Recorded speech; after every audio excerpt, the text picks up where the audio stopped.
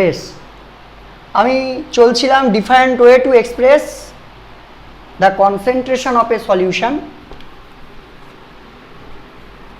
তো আজকে আমরা নর্মালিটি শিখেছি, মোলারিটি শিখেছি।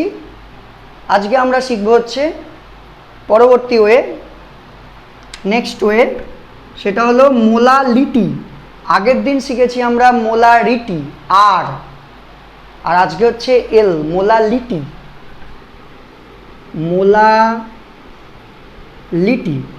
মোলারিটিকে আমরা দেখেছিলাম ক্যাপিটাল এম দিয়ে ডিফাইন করা হয়, আর মোলালিটিকে স্মল এম দিয়ে ডিফাইন করা হয়। আচ্ছা দেখো, বলছিলাম যে আগের দিনের ভিডিওটা লাস্টের দিকে আমি দেখলাম যে একটুখানি ডিস্টার্ব হয়েছে ভিডিও কোয়ালিটিতে। আসলে মোবাইলটা একটু নড়ে গেছিলো, যাই হোক কিছু একটা প্রবলেম হয়েছে, আমি খেয়াল করিনি। তবে বোঝা যাচ্ছে, কারণ আমি তো যা বলেছি, যা লিখেছি বোর্ডে, অস্পষ্ট হলেও বোঝা যাচ্ছে। ক্লিয়ার হয়তো পুরোপুরি বোঝা যাচ্ছে না, বাট বোঝা যাচ্ছে আমি মুখে যা বলেছি তাই লিখেছি।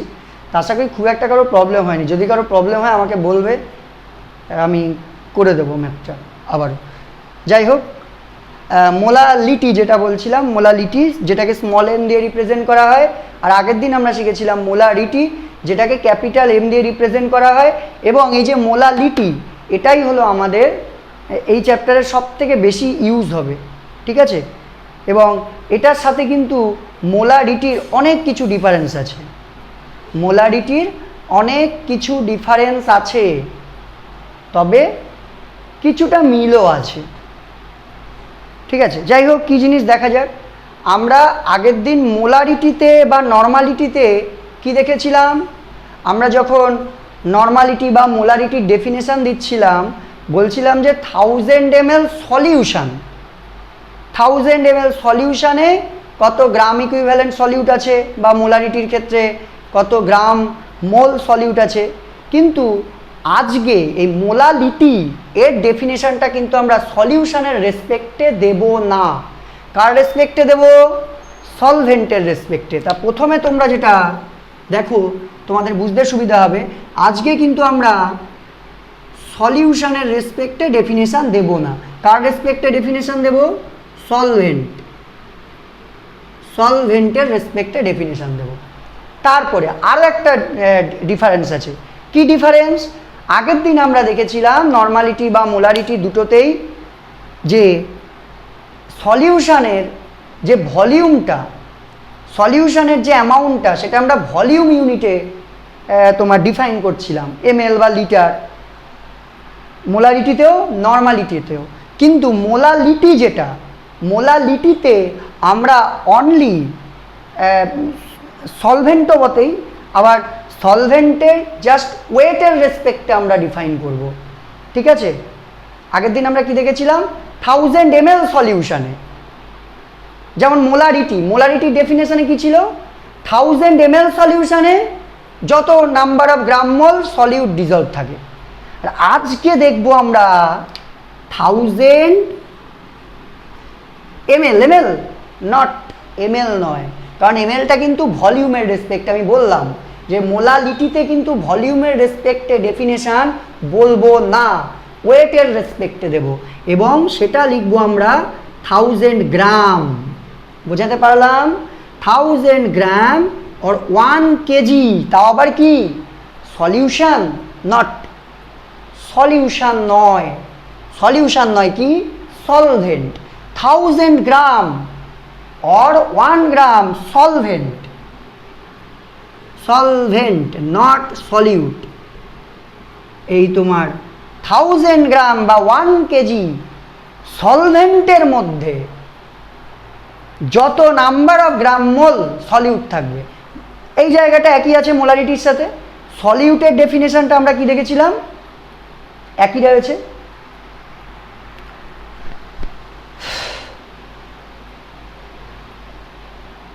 সলিউটের জায়গাটা আমাদের একই রয়েছে, নাম্বার অফ গ্রাম মোল, ঠিক আছে?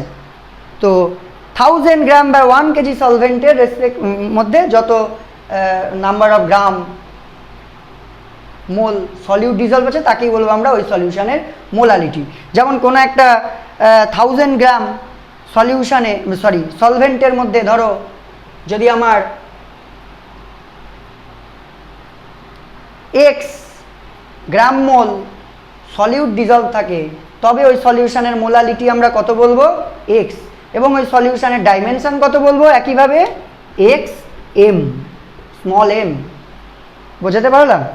দেখ খুব ইজি ব্যাপার, একদম ইজি। জাস্ট আমি আরেকবার বলি, নর্মালিটি মোলারিটির সাথে এর কী পার্থক্য? নর্মালিটি মোলারিটি দুটোতেই সলিউশনের রেসপেক্টে, তাও আবার সলিউশনের ভলিউমের রেসপেক্টে কনসেন্ট্রেশনকে ডেফিনেশন দেওয়া হয়েছিল। কিন্তু এখানে কি সলিউশন তো মোটেও নয়, সলভেন্টের রেসপেক্টে, তাও আবার ভলিউম নয়, নট ভলিউম, কি ওয়েট, সলভেন্টের ওয়েটের হিসাবে 1000 গ্রাম বা 1 কেজি।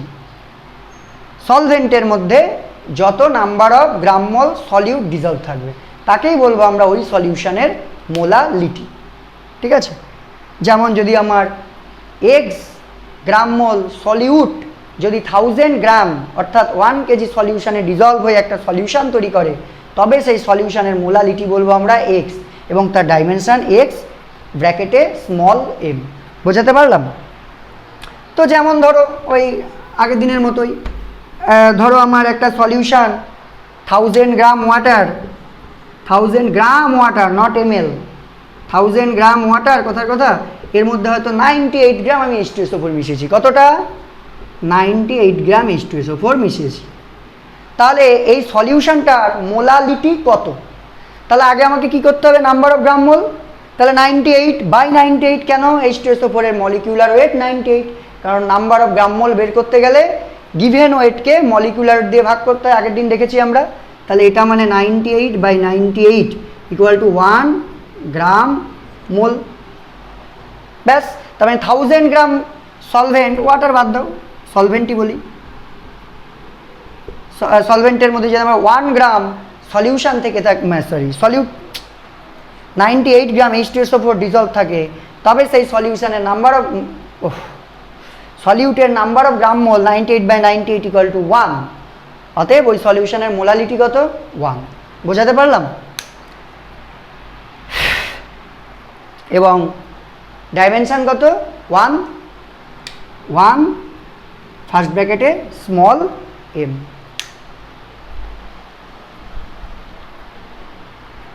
বুঝতে পারলাম? এইবার আমরা আসছি হচ্ছে মোলালিটির ম্যাথামেটিক্যাল এক্সপ্রেশন। আবারও বলছি, মনে রাখবে মোলালিটিতে কিন্তু কার রেসপেক্টে ডেফিনেশন দেওয়া হচ্ছে? সলভেন্ট, এবং ভলিউমের রেসপেক্টে নয়। কার রেসপেক্টে? কিসের রেসপেক্টে? ওয়েটের রেসপেক্টে। তাহলে ধরো আমার একটা W গ্রাম সলভেন্ট, যার মধ্যে আমার ধরো W' গ্রাম সলিউট আছে। ঠিক আছে? W' গ্রাম সলিউট আছে। বোঝাতে পারলাম? তাহলে আমাকে তো সলিউটটার কি বের করতে হবে? নাম্বার অফ গ্রাম মোল। তাহলে আমি ধরে নিচ্ছি ওই সলিউট পার্টিকেলটার মলিকুলার ওয়েট m। তাহলে নাম্বার অফ গ্রাম মোল কত আছে? W'/m গ্রাম মোল সলিউট, রাইট? তাহলে এটা তো W গ্রামে, আমাকে বের করতে হবে কত গ্রাম সলভেন্টে? 1000 গ্রাম। তাহলে 1000 গ্রাম সলভেন্টের মধ্যে কতটা সলিউট আছে, কত গ্রাম মোল সলিউট আছে? W'/m into 1000/W। ব্যাস, তাহলে 1000 গ্রাম সলভেন্টে যত গ্রাম মোল সলিউট থাকে তাকেই তো ওই সলিউশনের মোলালিটি বলে। ব্যাস, আমার হয়ে গেল। তার মানে মোলালিটি ইকুয়াল টু কত? W' into 1000/m into W। এটা হলো সলিউটের গিভেন ওয়েট, এটা হলো সলিউটের মলিকুলার ওয়েট, এটা হলো সলভেন্টের ওয়েট W, আর এটা হলো মোলালিটি। যাই হোক, বোঝা গেল? আবারও বলছি, এই ম্যাথামেটিক্যাল ইকুয়েশন দিয়ে অঙ্ক না করাই ভালো। এগুলো জাস্ট বিভিন্ন প্রবলেম সলভ করার জন্য এগুলো কাজে লাগবে। ঠিক আছে? কারণ লজিক দিয়ে মনে রাখবো আমরা। ধরো সলভেন্ট 25 গ্রাম, তা 25 গ্রামে আছে এত গ্রাম মোল, 25 গ্রামে আছে এত গ্রাম মোল, তাহলে 1000 গ্রামে কত? আমার সূত্র মুখস্থ করার কোনো দরকারই নেই, আমি ইউনিটারি মেথডে করব। 25 গ্রামে আছে এত, তা সেটাকে আগে নাম্বার অফ গ্রাম মোলে কনভার্ট করে নেবো, তারপর 25 আছে অত, 1000-এ আছে অত, ব্যাস। ফর্মুলা মুখস্থ করার কোনো দরকার নেই, বারবার বলছি, তাহলে কিন্তু কিচ্ছু পারবে না, প্রচুর ফর্মুলা আছে।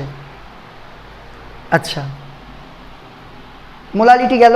আচ্ছা, এখানে আরেকটা জিনিস যেটা বলার সেটা হলো, আমরা দেখেছি নর্মালিটি, মোলারিটি এগুলো সব টেম্পারেচার ডিপেন্ডেন্ট। কেন টেম্পারেচার ডিপেন্ডেন্ট বলো দেখি? ও দাঁড়াও 1 মিনিট, তার আগে আরেকটা জিনিস দেখবে, কোনো কোনো বইতে এখানে ইকুয়েশনটা 1000 থাকে না। কেন থাকে না সেই ব্যাপারটা একটু ক্লিয়ার করি। দেখো, অ্যাকচুয়ালি ওরা কেজিতে ধরে নেয়, মানে ওরা ধরে নিচ্ছে ডাব্লু কেজি সলভেন্টে এত আছে, তাহলে আমার 1 কেজিতে কত, তাহলে দেখো ডাব্লু কেজিতে এত, 1 কেজিতে কত, তাহলে আমার কি এখানে 1000 টার্মটা থাকবে? 1 হয়ে যাবে, একই তো ব্যাপার। কারণ আমার তো 1000 গ্রাম বা 1 কেজিতে বের করবো, 1000 গ্রাম মানেই তো 1 কেজি। তা ওরা যখন কেজিতে হিসাবটা করছে তখন আর 1000 টার্মটা থাকছে না, অতএব ঘাবড়ে যাওয়ার কিছুই নেই, ঠিক আছে, একই জিনিস। যাই, যেটা বলছিলাম, আগের দিন আমরা দেখেছিলাম নর্মালিটি, মোলারিটি এগুলো টেম্পারেচার ডিপেন্ডেন্ট। কেন টেম্পারেচার ডিপেন্ডেন্ট জাস্ট একটু মনে করাই। ধরো মোলারিটির ইকুয়েশন যেটা ছিল m = W/m' × V, মনে আছে তো?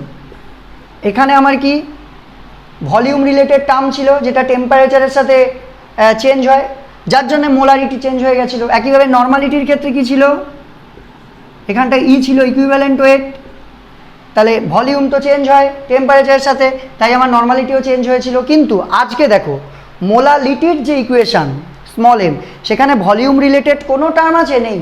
আমরা তো ভলিউমে কিছু নিয়েই নি, সব তো ওয়েটে নিয়েছি। তাহলে সলিউশনের মোলালিটি কিন্তু টেম্পারেচারের উপর ডিপেন্ডেন্ট হবে না, টেম্পারেচার ইন্ডিপেন্ডেন্ট। কেন? কারণ ভলিউম রিলেটেড কোনো টার্ম নেই।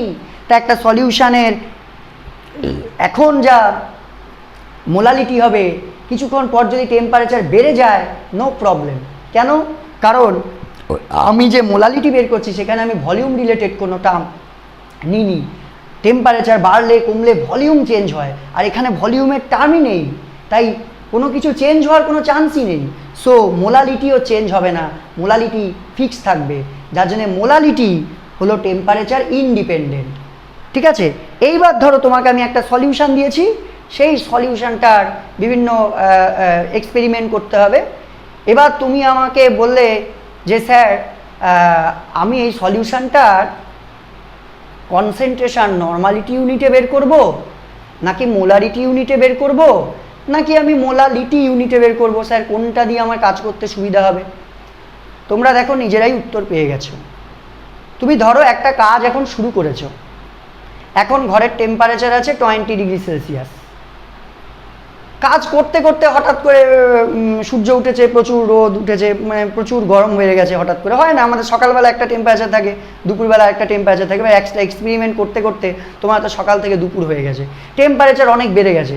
এবার তুমি যদি সেই সলিউশনটার মোলারিটি ইউনিটে বা নর্মালিটি ইউনিটে যদি তুমি কনসেন্ট্রেশন বের করো, সেগুলো তো টেম্পারেচারের সাথে চেঞ্জ হয়ে যাবে। তো তুমি এখন একটা নর্মালিটি বের করছো, পরে দুপুরবেলা আরেকটা নর্মালিটি পাবে। এখন একটা মোলারিটি বের করছো, দুপুরবেলা আরেকটা মোলারিটি পাবে, মোলারিটি আরেকটা ভ্যালু পাবে। তা তোমার কাজ করতে খুব প্রবলেম হবে, কোনো ফিক্সড ভ্যালু তুমি পাবে না কনসেন্ট্রেশনের নর্মালিটি আর মোলারিটি ইউনিটে যদি তুমি এক্সপ্রেস করো। কিন্তু তুমি যদি মোলালিটি ইউনিটে এক্সপ্রেস করো কনসেন্ট্রেশনকে, তোমার এখন সকালবেলা যা হবে দুপুরবেলাও তাই হবে, রাতের বেলাও তাই হবে, শীতকালেও তাই হবে, গরমকালেও তাই হবে, নো প্রবলেম। কেন?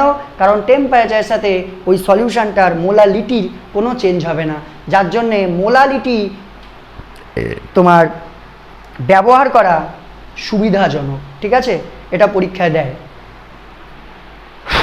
ওকে, তাহলে মোলালিটির ইউনিট কি দাঁড়াচ্ছে বলো দেখি? একই ব্যাপার, মোলালিটির ইউনিট কি দাঁড়াচ্ছে? মোলারিটির ইউনিট কি ছিল? গ্রাম মোল পার লিটার। আর এখানে কি গ্রাম মোলটা কিসের হিসেবে মাপা হচ্ছে? 1000 গ্রাম, অর্থাৎ 1 কেজি সলভেন্টের রেসপেক্টে। তাহলে আমার ইউনিটটা কী দাঁড়াবে? গ্রাম মোল পার কেজি, কারণ আমি তো 1 কেজির রেসপেক্টে মাপছি, এটা ব্যাস, এটাই ইউনিট। এইবার তোমাদের এখানে একটা দারুণ প্রবলেম দেওয়া আছে যেটা পরীক্ষা দেয়, তোমাদেরকে আমি গুছিয়ে বলে দিচ্ছি, বুঝিয়ে দিচ্ছি, তোমরা বাড়িতে লিখবে সুন্দর করে, আমাকে পাঠাবে সবাই। কিন্তু কাইন্ডলি আমি রিকোয়েস্ট করছি, কেউ কোনো রকমভাবে বইয়ের হেল্প নেবে না, গুগলের হেল্প নেবে না, তাহলে কিন্তু কখনো শিখতে পারবে না। আমাকে পাঠাবে তোমরা, আমি চেক করে দেব, প্রয়োজনে আমি আবার বলে দেবো অ্যান্সার। আমি এখন বুঝিয়ে দিচ্ছি পুরোটাই, আমি অ্যাকচুয়ালি বলেই দিচ্ছি। তোমরা যদি কেউ ভিডিও পজ করে করে লিখে ফেলো তাও হয়ে যায়। ঠিক আছে, তো দেখো কোশ্চেনটা কি বলছে। বলছে যে একটা সলিউট মানে একটা দ্রাবের অ্যাকোয়াস সলিউশন মানে জলীয় দ্রবণ,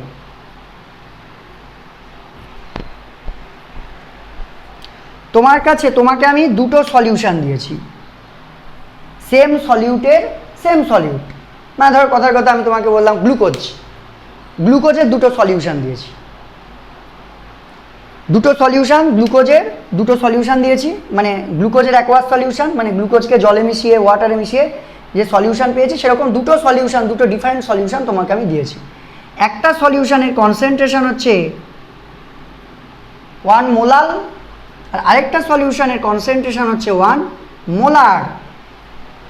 এখন কথা হলো যে এই দুটো সলিউশনের মধ্যে কোনটার ডেনসিটি বেশি, কোনটার কনসেন্ট্রেশন বেশি। আগের দিন আমরা এই রিলেটেড একটা প্রবলেম করেছিলাম, 1 নর্মাল আর 1 মোলার সলিউশনের মধ্যে কোনটার, ওই H2SO উপর রিলেটেড একটা প্রবলেম করেছিলাম। এবার সেখানে আমরা দেখেছিলাম কি ইকুইভ্যালেন্ট ওয়েট আর মলিকুলার ওয়েট ডিফারেন্ট হয়, আলাদা আলাদা ব্যাপার ঘটেছিল। যাই হোক, সেসবে আমি আর যাচ্ছি না। এখন কথা হলো একটা সেম সলিউট, তার দুটো সলিউশন তোমাকে আমি দিয়েছি, অ্যাকোয়াস সলিউশন, যার একটা সলিউশনের কনসেন্ট্রেশন হচ্ছে 1 মোলাল আর আরেকটা সলিউশনের কনসেন্ট্রেশন হচ্ছে 1 মোলার। এই দুটো সলিউশনের মধ্যে হুইচ ইজ মোর ডেন্সার, তা তোমরা বলো। দেখো ভালো করে দেখো, আমি যখন 1 মোলার সলিউশন বানাবো তখন আমার কি হবে বলো তো? 1 মোলার সলিউশনের অর্থ কি? 1000 ml সলিউশনে 1 গ্রাম মোল সলিউট আছে, ক্লিয়ার? তার মানে কি? তার মানে হলো আমার সলিউট প্লাস সলভেন্ট দুটো মিলিয়ে টোটাল যে ভলিউমটা সেটা কত? 1000 ml। বোঝাতে পারলাম? এর যে টোটাল ভলিউম সেটাই কত? 1000 ml। টোটাল ভলিউম মানে সলিউট প্লাস সলভেন্ট দুটো মিলিয়ে 1000 ml, ক্লিয়ার? বেশ। আর 1 মোলাল মানে কি বলতো? এটার মানে কি 1000 গ্রাম সলিউশনে 1 গ্রাম মোল সলিউট আছে, ঠিক? এইবার দেখো 1000 গ্রাম ওয়াটার, তার মানে কি? এটার মানে কি? এটার মানে হলো 1000 গ্রাম ওয়াটারের মধ্যে 1 গ্রাম মোল সলিউট আছে। তার মানে আমি আগে কি করব? এই 1 গ্রাম ওয়াটারকে আগে ভলিউমে কনভার্ট করে দেব। ওয়াটারের ডেনসিটি কত? 1 গ্রাম পার সিসি হয় জেনারেল টেম্পারেচারে। তাহলে ডেনসিটি আমরা কি জানি? Density equal to mass by volume. তাহলে ভলিউম ইজ ইকুয়াল টু কত? Mass by density. তাহলে মাস কত এখানে? 1000 গ্রাম আর ডেনসিটি কত? 1 মানে 1000 ml। তার মানে 1000 ml ওয়াটারের মধ্যে আমার 1 গ্রাম মোল সলিউট আছে। ভালো করে দেখো, এখানে সলিউট আর সলভেন্ট টোটালটা 1000 ml, টোটালটা, কারণ আমি ওইভাবেই হিসাবটা করেছি, তাই তো? যে 1000 ml সলিউশনে কত গ্রাম মোল সলিউট আছে। কিন্তু এখানে ওয়াটারটা মানে অনলি সলভেন্টটাই 1000 ml। এবার আমি একটা 1000 ml সলিউশন নিলাম, যার মধ্যে আমি 1 গ্রাম মোল সলিউট দিলাম, ভলিউম তো বেড়ে যাবে। বোঝা গেল? আমি আরেকটু ডিটেলসে বলছি। ধরো আমার কাছে একটা ফানেল আছে, ফানেল নয় বিকার আছে ধরো, ঠিক আছে? একটা পাত্র আছে যার মধ্যে ধরো আমি যে 1 মোলার সলিউশন বানাবো তার মধ্যে একটা মার্কিং আছে যে এই লেভেল পর্যন্ত 1000 ml। তাহলে আমি যে 1 মোলার 1000 ml সলিউশন বানাবো, আমি কি করে বানাবো জানো? আমার কিন্তু টোটাল ভলিউমটা 1000 ml-কে যেন ছাড়িয়ে না যায়, যার জন্য আমরা কি করব, আগে ওর মধ্যে 1 গ্রাম মোল সলিউট দিয়ে দেবো, তারপরে আমি ওর মধ্যে ওয়াটার দেবো, দিতে দিতে দিতে দিতে দিতে দিতে ঠিক ওই যে 1000 ml-এর যে দাগটা আছে সেখানে গিয়ে থেমে যাব। তার মানে কি হলো, আমার সলিউট আর সলভেন্ট দুটো মিলিয়ে আমার 1000 ml হলো। বোঝাতে পারলাম? কিন্তু এটার ক্ষেত্রে কি বলতো, এর মধ্যে অনলি ওয়াটারটাই মানে সলভেন্টটাই আমার 1000 ml। তাহলে আমি আগে কি করব, আগে যে আমার বিকারটা রয়েছে, যে পাত্রটা রয়েছে, তার যে 1000 ml-এর যে মার্কিং করা আছে সেই পর্যন্ত আমি আগে ওয়াটার দিয়ে ফিল আপ করে নেব। ফিল আপ হয়ে গেল 1 লিটার 1000 ml, তারপরে আমি সলিউট অ্যাড করছি। তাহলে কি হবে, একটু হলেও ওয়াটারের লেভেলটা উপরে উঠে যাবে না? মানে 1000 ml-এর থেকে এর কিছুটা কি হবে, বড় হয়ে যাবে। তার মানে কি হচ্ছে, এর টোটাল ভলিউমটা কি হচ্ছে বলো, টোটাল ভলিউমটা গ্রেটার দ্যান 1000 ml, কিন্তু এর টোটাল ভলিউম 1000 ml।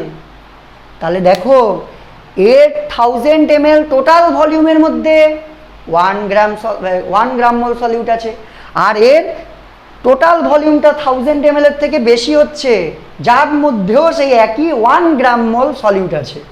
তাহলে তুমি দেখো কোনটার কনসেন্ট্রেশন বেশি। আমরা কি জানি, তো ভলিউম বাড়লে কি হয়, কনসেন্ট্রেশন কমে যায়, তাই তো? তাহলে এটার তো, এই সলিউশনটার তো আমার ভলিউম বেশি, টোটাল ভলিউম বেশি, তাহলে কনসেন্ট্রেশন কম, আর এই সলিউশনটার কিন্তু টোটাল ভলিউম কম রেসপেক্টিভলি, যার জন্য এর কনসেন্ট্রেশন কিন্তু বেশি। আশা করি সবাই বুঝতে পেরেছো।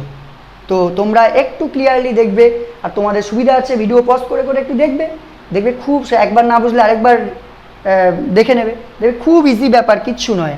আমি আরও একবার একটু যা শর্টে বলে দিই, এটার মানে হচ্ছে 1000 ml টোটাল সলিউশন, যার মধ্যে 1 গ্রাম মোল সলিউট আছে, আর এটা হলো অনলি 1000 গ্রাম ওয়াটারের মধ্যে 1 গ্রাম মোল। তাই এটা ডেনসিটি দিয়ে যখন আমি ভাগ করব, এটা হলো শুধুমাত্র সলভেন্টের ভলিউম, যার মধ্যে 1 গ্রাম মোল আছে। তাহলে ওর মধ্যে যখন আমি 1000 ml-এর মধ্যে যখন আমি আবার সলিউটটা অ্যাড করব, টোটাল ভলিউমটা 1000 ml-এর থেকে বেশি হয়ে যাচ্ছে, তাই না? তো যার জন্য এই কনসেন্ট্রেশনের মান কমে যাচ্ছে। ক্লিয়ার? বেশ। এর পরের প্রসেস বলতে next way to express concentration of a solution. আমরা কি কি শিখলাম? নর্মালিটি শিখলাম, মোলারিটি শিখলাম, মোলালিটি শিখলাম। এইবার আমরা শিখব হচ্ছে ফর্মালিটি।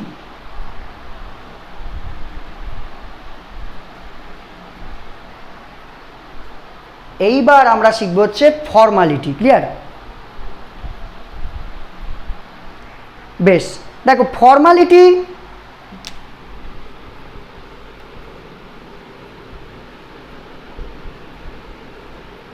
যেটাকে ক্যাপিটাল এফ দিয়ে রিপ্রেজেন্ট করা হয়, ফর্মালিটি। এবং তোমাদের একটা জিনিস বলি, এটা পরীক্ষায় এক্সামে এমসিকিউ পার্টের মধ্যে বা শর্ট কোশ্চেনের মধ্যে পেতে পারো।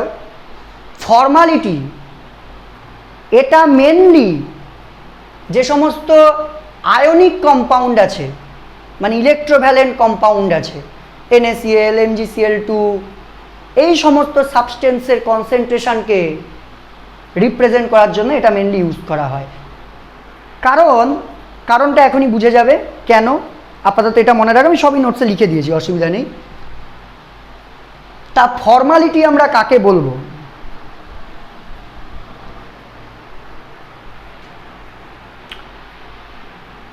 ফর্মালিটি হলো